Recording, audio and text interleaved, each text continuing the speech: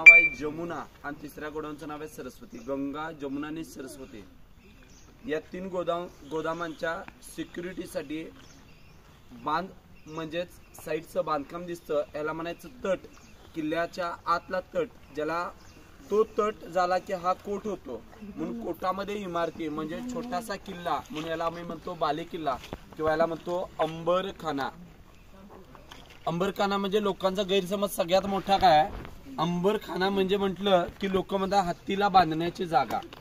अंबरखाना म्हणजे गडामधला सर्वात वरची जागा म्हणजे अंबरखाना। अंबर म्हणजे आकाश, गगनाला भिडणारी जागा जी असते त्याला अंबरखाना असं नाव म्हटलं गेलं। तर तिथं स्टोअर केलं जातं म्हणून त्याला खाणे म्हणायचं।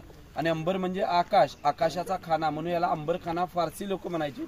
आपल्या पद्धतीने तुम्ही आम्ही स्पष्ट उच्चारामध्ये धान्य साठा करण्याची जागा धान्याची तीन कोठारा म्हणतो।